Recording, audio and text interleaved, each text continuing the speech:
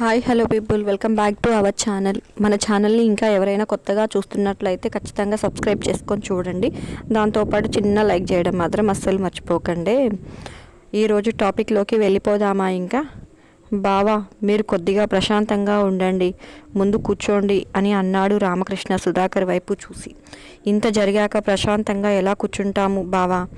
ఇది నన్ను నలుగురిలో తలెత్తుకోనివ్వకుండా చేసిందిగా.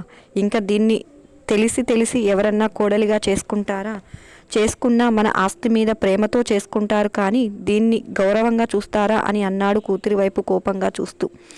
ఇప్పుడు ఆ మాటలు ఎందుకు బావా అని అన్నాడు రామకృష్ణ. ఇప్పుడు జరుగుతున్న అల్లరి అంతా దీని గురించే కదా బావా అని అన్నాడు సుధాకర్ బాధగా. మీరు అలా బాధపడకండి బావా, మన ఇంట్లో పిల్లలు ఉండగా ఇంకా మీరు సుహానా పెళ్లి గురించి అంతలా బాధపడాల్సిన అవసరం ఏముంది అని అన్నాడు రామకృష్ణ. ఆ మాట వినగానే సునంద గిరిజ గుండెల్లో బండరాయి పడినట్లు అయ్యింది. వీళ్ళతో పాటు శక్తి గుండెల్లో కూడా పెద్ద బండరాయి పడినట్లు అయ్యింది. వామ్మో, బావగారు ఏం మాట్లాడుతున్నారు? ఇప్పటికే ఒక పిల్లని ఇచ్చి ఉన్నాము, అదేదో వంశీ బంగారం అని ఎలాగో గుండె దిటువు చేసుకొని పిల్లను ఇచ్చాము, కానీ ఈ దయ్యాన్ని నేను కోడలిగా తెచ్చుకొని నా ఇల్లు రోజు రోడ్డు మీదకి ఎక్కించుకోలేను. నేను మాత్రం చచ్చినా ఈ సంబంధానికి ఒప్పుకోను. అత్తయ్య చెప్పినా సరే. నేను అనుకున్నది గిరిజ మనసులో. సునంద పరిస్థితి కూడా అలాగే ఉంది. శివశక్తిని చేసుకుని ఎలాగో నన్ను రక్షించాడులే అనుకుంటే ఈయనేంటి మళ్ళీ ఇలా అంటున్నారు? నా వరుణ్ అసలే నోట్లో నాలుక లేనివాడు, అమాయకుడు. వాడి జీవితాన్ని అన్యాయం చేయకు తండ్రి అని దేవుడికి దండం పెట్టుకుంది. మావయ్య గారు ప్లీజ్, ఎమోషనల్లో మునిగిపోయి ఇలాంటి వాగ్దానాలు చేయకండి. నా ప్రియ అన్యాయం అయిపోతుంది. వరుణ్కి ప్రియా కన్నా మంచి భార్య దొరకదు. ఇప్పుడు మీరు ఇచ్చే ఈ మాటలను ఉపయోగించుకొని పెద్దమ్మ రేపు ఫ్యూచర్లో మిమ్మల్ని బ్లాక్మెయిల్ చేస్తుంది అని మనసులో కలవరపడింది శక్తి. పెద్దబాబు, అలాంటి వాగ్దానాలు చేయకు. మీరు నా కొడుకులు, అందుకే మీ తోబుట్టిన దాని మీద ప్రేమతో అలా మాట్లాడుతున్నారు. కానీ మీ పిల్లలు మీ ఒక్కరి సొత్తు కాదు, మీ భార్యల సొత్తు కూడా. వాళ్ళు పైకి అనలేకపోయినా మనసులో అయినా అనుకుంటారు కదా. ఎవరు చేసుకొని దాన్ని తీసుకువచ్చి మా అత్తయ్య నా కొడుకులకు అంటగట్టింది అని ఎవరో ఎందుకు, నేనే అనుకుంటాను. మా అత్తగారు ఇలాంటి దాన్ని నా కొడుకులకు చేసుకోమని అంటే, అందుకే నేను నా కోడళ్ళకి ఆ బాధ ఇవ్వాలి అనుకోవటం లేదు. సుధాకర్, నన్ను క్షమించు బాబు, ఇలా మాట్లాడుతున్నందుకు నీకు బాధగా ఉంటుంది అని నాకు తెలుసు. కానీ ఏం చేస్తాం? నిజాలు ఇలాగే కఠినంగా ఉంటాయి బాబు, అయినా భరించాలి, ఎందుకంటే అవి నిజాలు గనుక అని అంది శకుంతల అల్లుడు వైపు చూసి. ఆ మాటలు వినగానే సునందకి గిరిజకి అత్తగారు దేవతలాగా కనిపించారు. శక్తికి అయితే జరిగే పంచాయతీని పక్కన పెట్టి అమ్మమ్మని ఎత్తుకొని గిరాగిరా తిప్పేసి ముద్దులు పెట్టాలి అని అనిపించింది. నేనేమీ తప్పుగా అనుకోను అత్తయ్య, దాని దరిద్రాన్ని అదే హారతిచ్చి మరీ తెచ్చుకుంటుంది. దానికి మీరేం చేస్తారు అని అన్నాడు సుధాకర్. డాడీ ప్లీజ్, మీరు బాధపడకండి. అందరం కలిసి దీని నుంచి బయటపడడానికి ఏదో ఒక సొల్యూషన్ ఆలోచిద్దాం అని అన్నాడు వంశీ. రాధా వంశీకి సుధాకర్కి మంచినీళ్లు తీసుకువచ్చి ఇచ్చింది. అవును మామయ్య, కొద్ది రోజులు పోతే ఈ ఎలక్షన్స్ అడావిల్లో అందరూ ఈ విషయాన్ని మర్చిపోతారు అని అన్నాడు శివ. లేదు శివ, ఆడపిల్ల క్యారెక్టర్ మీద ఒకసారి మచ్చపడితే అది ఎప్పటికీ చెరిగిపోదు అని అన్నాడు సుధాకర్. మావయ్య బాధని చూసిన తర్వాత శివకి తను నిజంగానే ఆవేశపడ్డాను అని అనిపించింది. ముందు అత్తని సుహానాని ఇంటికి పంపించి వాడి సంగతి చూడాల్సింది అని అనుకుంటున్నాడు మనసులో. శకుంతల ఏం మాట్లాడకుండా మౌనంగా కూర్చొని ఉంది. ఏదో దీర్ఘంగా ఆలోచించడం మొదలుపెట్టింది. నాని, నన్ను క్షమించు. ఆ టైంలో విరాట్ గాడి ఆలోచనలు ఏంటో తెలిసాక నాకు ఆవేశం ఆగలేదు. నేను కొంచెం తగ్గి ఉంటే ఏ రోజు మన కుటుంబం ఇలా తలదించుకోవాల్సి వచ్చేది కాదు అని అన్నాడు శివ. నీ తప్పు నువ్వు తెలుసుకున్నావు, నాకు అదే సంతోషం. కన్నా ఏది జరిగినా అది మన మంచికే అని పెద్దవాళ్ళు అనుకోమన్నారుగా. చూద్దాం మనకు ఈ కష్టం ఏం మంచి చేయడానికి వచ్చిందో. వార్తల్లో వాడికి సీరియస్ అని చెప్తున్నారు. నిజంగానే సీరియస్ అంటారా, లేదా మన ఆత్మవిశ్వాసం మీద దెబ్బ కొట్టి మనల్ని వాళ్ళ కాళ్ళ దగ్గరకు రప్పించుకోవాలని చూస్తున్నారా అని అంది శకుంతల. నేను వాడిని చూశానమ్మా, దెబ్బలు గట్టిగానే తగిలాయి, కానీ ప్రాణానికి ప్రమాదం లేదని అనిపించింది అమ్మా అన్నాడు మురళి. ఈ రాజకీయ నాయకులను నమ్మలేం చిన్నబాబు, తిమ్మిని బొమ్మిని చేస్తారు. న్యాయంగా వాడు గెలవలేడని మంత్రికి ఇప్పటికే అర్థమైంది కదా. సానుభూతి డ్రామా ఆడి ఓట్లు అడుక్కోవటానికి చూస్తాడు. మన కుటుంబం మీద దుమ్మెత్తిపోయటానికి ఏ మార్గం వదలడు. చూసావుగా అప్పుడే మొదలుపెట్టాడు అని కళ్ళెగరేసి టీవీ వైపు చూపించింది శకుంతల. మంత్రి మీడియా ముందు కన్నీళ్లు పెట్టుకుంటూ, చూశారా ఈ అన్యాయం? మొన్నేమో శకుంతలాదేవి మనవడి పెళ్ళాం నా కొడుకుని ఇంట్లో నుంచి బయటకు రానివ్వకుండా చేసింది.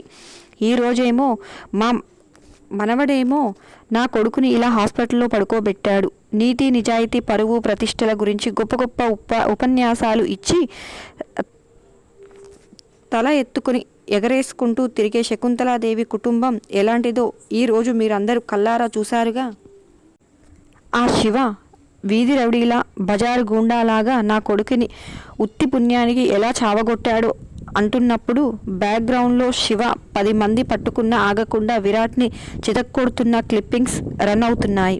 శకుంతలాదేవి అది చూస్తూ కూతురి వైపు మనవరాలి వైపు ఉరిమురిమి చూస్తుంది. అది చూస్తున్న రామ్మోహన్ రావు పిడికిలి బిగుసుకుపోయింది. శక్తి మంత్రి చిన్న కొడుకు మీద యాసిడ్ పోసిందన్న విషయం తెలిసిన జానకి, తులసమ్మ, వసుధార కంగు తిన్నారు. వామ్మో, ఈ శక్తి పాప చూపులకే బుజ్జిగా ఉంటుంది, ముద్దుగా ఉంటుందన్నమాట. లోపల ఇంకో పాప ఉన్నట్లుంది. తేడా వస్తే యాసిడ్ పోస్తుందన్నమాట అనుకుంటుంది వసుంధర మనసులో. అదేంటండి, అంతా వాళ్ళదే తప్పన్నట్లు మాట్లాడుతున్నారు. మీ అబ్బాయి కాలేజీకి వెళ్ళి ఆ పిల్లని అల్లరి చేయబోతేనే కదా ఆ అమ్మాయి శక్తి మీ చిన్న కొడుకు గిరీష్ మీద యాసిడ్ పోసింది అని అన్నాడు. ఆ మాట వినగానే మంత్రికి మెంటలెక్కిపోయింది. రిపోర్టర్ మీదకి దూసుకు వెళ్తూ, ఎవరు చెప్పారు నీకు నా కొడుకు అల్లరి చేస్తే పోసిందని? నువ్వు చూసావా అంటూ పెద్దగా రంకెలు వేశాడు. నేను చూడలేదు, కానీ ఆ కాలేజీలో మా అమ్మాయి ఉంది. జరిగింది ఏంటో నాకు స్పష్టంగా చెప్పింది. అయినా ఎప్పుడో కాలేజ్ ఎగ్గొట్టిన మీ అబ్బాయికి కాలేజీలో పనేంటి? ఆ అమ్మాయిని అల్లరి చేయడానికి కాకపోతే కాలేజీకి ఎందుకు వెళ్ళాడు? ఇప్పుడు ఇలా అడిగాము కదా అని యాసిడ్ కాలేజీలో పోయలేదు, కావాలని కక్ష కట్టి మా ఇంట్లో టీవీ చూస్తున్న పిల్లోడి మీద పోసింది అని చెప్పకండి. మీరు చెప్పిన జనాలు నమ్మరు. ఎందుకంటే జనం మరి అంత వెర్రి వాళ్ళు కాదు. మీరు ఏం చెప్పినా నమ్మి మేకల్లాగా తలాడించి మీకు ఓట్లు వేయడానికి. వాళ్ళకి తెలివి ఉంది, ఆలోచించే శక్తి ఉంది. మంచేదో చెడేదో వాళ్ళకి తెలుసు అని అన్నాడు రిపోర్టర్ ధైర్యంగా. ఆ దెబ్బతో మంత్రి అనుచరులు ఆ రిపోర్ట్ని ప్రెస్ మీట్ నుంచి బయటకు లాక్కెళ్ళిపోయారు. ఆ మాటలు అన్నీ విన్న రామ్మోహన్ రావు టీపాయ్ మీద ఉన్న ఫ్లవర్ వాజ్ని పడేసి, వీడికి ఎంత ధైర్యం మా అక్కని ఇన్నిన్ని మాటలు అనడానికి, వీడికి ఎన్ని గుండెలు, తను ఎవరి ఆడపడుచో మర్చిపోయినట్లున్నాడు, తనకు ఎవరు లేరనుకుంటున్నాడేమో, ఈ రామ్మోహన్ రావు సంగతి మర్చిపోయినట్లున్నాడు అని గట్టిగా అరుస్తూ కొడుకు అచ్చోష్ణ ఆంబోతులాగా ఆడపిల్లల మీదికి వెళ్తుంటే బుద్ధి చెప్పాల్సింది పోయి సిగ్గు లేకుండా వెనకేసుకొచ్చుకుంటున్నాడు గాడిదెదవ. ఇలాంటి వాడి మీద యాసిడ్ పోయాక పన్నీరు పోస్తుందా? నేనైతే కత్తికి ఒక కండగా నరికి కాకులకి గద్దలకి విసిరేసేవాణ్ణి. మిల్లి మీదికి వెళ్తాడా? అదేమన్నా వీడి తాత సొత్తా, అబ్బ సొత్తా? అది మా నాన్నగారి కష్టాజీతం. ఎవరన్నా దాని మీద చెయ్యి వేస్తుంటే నేను వాళ్ళ తల తీసేసి ఉండేవాడిని. అయినా ఇంత చేసిన వాడితో రేవతికి, దాని కూతురికి మాటలేంటి? దీనికే బుద్ధి లేదు అంటే కూతురికి కూడా అలాగే ఉందే.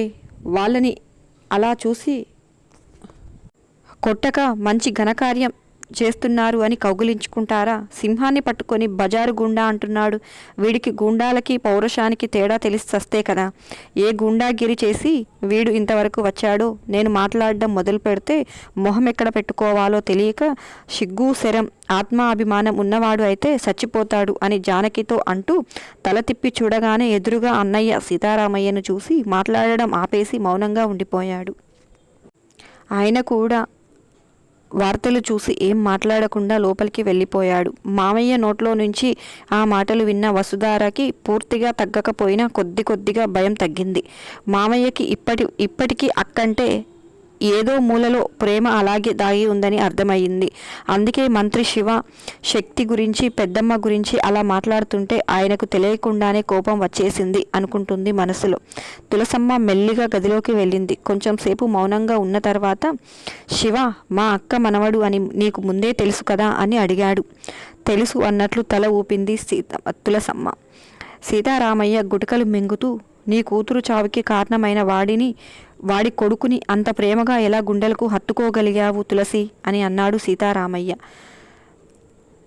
వాడేం చేశాడండి? వాళ్ళ నాన్నకి అలా చేయమని చెప్పాడా? లేదంటే మన రజనీని వాడు చంపేశాడా? ఎందుకండి వాడిని నేను ద్వేషించాలి? జరిగిన దానితో వాడికేం సంబంధం ఉంది? తప్పు ఒకరు చేస్తే శిక్ష వాడికెందుకు? వాడు మనం కావాలని వచ్చాడండి. అమ్మమ్మ అని ప్రేమగా పిలిచి ఆప్యాయంగా కౌగిలించుకుంటే నాకు నిజంగా నా రజనీ కొడుకు కౌగిలించుకున్నట్లే ఉంది. మీరు ఈ విషయమై నన్ను తిట్టినా కొట్టినా నేనేం బాధపడను, కానీ మీరు ఆ పసివాడిని ద్వేషించి దూరం పెడితే మాత్రం నేను చాలా బాధపడిపోతాను అని అంది తులసమ్మ. తులసమ్మ మాటలు విని ఏం మాట్లాడకుండా మౌనంగా ఉన్నాడు సీతారామయ్య. వీడి వాలకం చూస్తుంటే ఎలక్షన్స్ అయ్యే వరకు కొడుకుని కోమాలోనే ఉంచేటట్లుగా ఉన్నాడుగా అని అంది శకుంతల కొడుకుల వైపు చూస్తూ.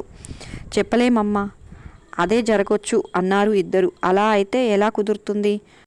అమ్మ మంత్రి, కాదు కంత్రి, సానుభూతి ఓట్లతో గెలిచేద్దామని ఈ శకుంతలాదేవి ఉండగా నీ ఎత్తుగడలు ఎలా పారనిస్తుంది అనుకుంటున్నావురా? తెలివి తక్కువ దద్దమ్మ. నీ కొడుకుని ఎలా కోమాలో నుంచి బయటకు తీసుకురావాలో నాకు బాగా తెలుసు అని అనుకుంటుంది శకుంతల. ఏం చేయాలనుకుంటున్నావు నాని అన్నాడు శివ శకుంతల వైపు చూసి.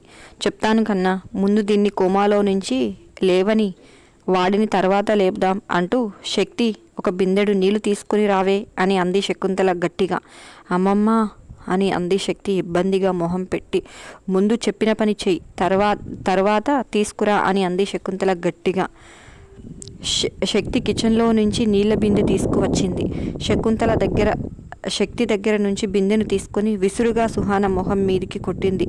మొహం మీద అంత వేగంగా నీళ్లు పడగానే ఒక్కసారిగా లేచి కూర్చొని అమ్మో వాన అని కేకలు వేసింది. వాన కాదే, వరద. సుధాకర్ బాబు, ఇందాక నా కూతుర్ని వాయించావు, మరి నీ కూతుర్ని వాయించవా అని అడిగింది శకుంతల అల్లుడి వైపు చూసి. ఇదంతా చూస్తున్న గిరిజకి అస్సలు నవ్వు ఆగడం లేదు. అత్తయ్య మజాక, కాస్త ఆలస్యమైనా ఎవరికి ఏమివ్వాలో వడ్డీతో సహా అప్పచెప్తుంది. అందుకే ఆవిడ నెంబర్ 1 అత్తయ్య లిస్టులో ఉంటుంది అని మురిసిపోయింది మనసులో. గిరిజ నవ్వడం చూసిన సునంద వద్దన్నట్లు కళ్ళతో సైగ చేసి చెప్పింది. సరే అన్నట్లు తల ఊపి వెనక్కి తిరిగి కొంచెం సేపటికి నవ్వు ఆగాక ముందుకు తిరిగింది.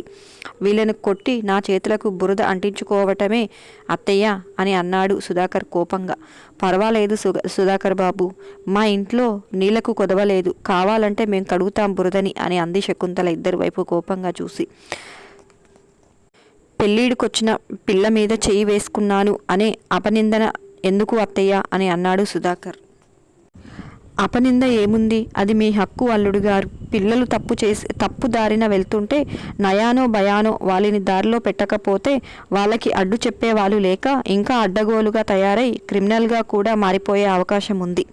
అక్కడి దాకా తెచ్చుకునే కంటే ముందే వీళ్ళను విరిచేసి కట్టడి చేసి దేశాన్ని కాపాడడం మన బాధ్యత కదా అని అంది శకుంతల. అంత క్రిమినల్ పనులు నేనేం చేశాను? పెళ్లి చేసుకోవాలనుకోవడం అంత నేరమా? నేను చేసుకునే వాడితో మాట్లాడితే ఇంత రచ్చ చేస్తారు. అసలు నేను ఎవరిని పెళ్లి చేసుకోవాలో వీళ్ళు ఎలా డిసైడ్ చేస్తారు? వీళ్ళు పెళ్ళిళ్ళు మాత్రం వీళ్ళ ఇష్ట ప్రకారం జరగాలి. నేను మాత్రం వీళ్ళు చూసిన బకరాన్ని పెళ్లి చేసుకోవాలంట. వీళ్ళు చేసుకుంటే అది ప్రేమ వివాహం, అదే నేను చేసుకుంటే అవసరం కోసం చేసుకోవటం అయిపోతుంది. అదేంటని నోరు తెరిచి అడిగితే ఇలా తల పగలగొడతారు. ఇదెక్కడి న్యాయం అని మనసులో తిట్టుకుంటుంది. ఇంత జరిగి ఇన్ని మాటలు పడి ఇన్ని దెబ్బలు తిన్నాక నేనెందుకు మీ మాట వింటాను? ఏం జరిగినా సరే నేను విరాట్నే చేసుకుంటాను. ఎలా ఆపుతారో ఆపండి, ఏం చేసుకుంటారో చేసుకోండి అని అనుకుంటుంది సుహాన మనసులో. గిరిజ అని అరిచింది శకుంతల. ఆ పిలుపు వినగానే అత్తయ్య అని అంది గిరిజ వినయంగా. ఈ రోజు నుంచి ఇది ఇల్లు కదలటానికి వీల్లేదు. ఏం చేస్తావో నాకు తెలియదు. గడపలో నుంచి కాలు బయటకు పెట్టకుండా నువ్వే చూసుకోవాలి అని అంది శకుంతల. అత్తయ్య, మరి కాలేజీ అని అంది గిరిజ. కాలేజీ లేదు, దీని తలకాయ లేదు. దీనికి చదువు కంటే పెళ్లి ధ్యాస ఎక్కువైంది. పైగా అతి తెలివితేటలు ఎక్కువయ్యాయి. ఈ వయసులో మరి ఇన్ని తెలివితేటలు ఉండటం అంత ఆరోగ్యం కాదు. అందుకే వెంటనే ఒక మంచి సంబంధం చూసి పెళ్లి చేసేద్దాం. అప్పుడు దాని ముచ్చట తీరుతుంది. మనకి దీని భవిష్యత్తు గురించి బెంగ లేకుండా పోతుంది. చేసుకున్న వాడికి ఇష్టమైతే వాళ్ళు చదివించుకుంటారు అని అంది శకుంతల గట్టిగా. సరే అత్తయ్య, మీరు ఏం చెప్తే అదే, మీరు చెప్పినట్లే చేస్తాను అని అంది గిరిజ. చిక్కావులే అన్నట్లుగా సుహాన వైపు చూసింది. అల్లుడు గారు, మీకేమన్నా అభ్యంతరం ఉంటే చెప్పండి. మీరు దాని కన్న తండ్రి, దాని భవిష్యత్తు గురించి నిర్ణయం తీసుకునే పూర్తి హక్కు మీకుంటుంది అని అంది శకుంతల. నాకేం అభ్యంతరం లేదు అత్తయ్య. మీరు పెద్దవారు, మంచి చెడు తెలిసినవారు. మీరు ఎలా చేయాలి అనుకుంటే అదే కరెక్ట్ అని నాకు తెలుసు. మీ మీద నాకు పూర్తి నమ్మకం ఉంది అని అన్నాడు సుధాకర్. కన్నా, మీరు కూడా కాలేజీకి వెళ్ళడం కొన్ని రోజులు ఆపితే పోతుందేమో అని నాకు అనిపిస్తుంది అని అంది శకుంతల. మనం ఇప్పుడు బయటికి వెళ్ళకపోతే మనం వాడికి భయపడి ఇంట్లో దాక్కున్నాం అని ప్రచారం చేసుకుంటాడు నాని. వాడికి ఆ అవకాశం ఇవ్వడం నాకు ఇష్టం లేదు అని అన్నాడు శివ. శివ చెప్పింది నిజమే, కానీ ఇప్పుడు మంత్రి మరీ కాక మీద ఉన్నాడు. ఏదన్నా చేస్తే అని మనసులో ఆలోచించుకుంది శకుంతల. ఇంతలో శక్తి ఫోన్ వైబ్రేషన్ రావటంతో తల వంచి చేతిలో ఉన్న ఫోన్ వైపు చూసింది. ప్రియా అనుకుని అక్కడి నుంచి మెల్లిగా పక్కకు వెళ్ళింది. అంతేనండి ఈ రోజుటికి ఈ వీడియో. నచ్చిందా? ఎలా ఉంది? ఖచ్చితంగా కామెంట్స్ రూపంలో తెలియజేయడం అస్సలు మర్చిపోకండి. మరొక మంచి టాపిక్తో మీ అందరి ముందుకు మళ్ళీ వస్తాను. వెళ్తూ చిన్న లైక్ చేయండి కదా. Bye bye.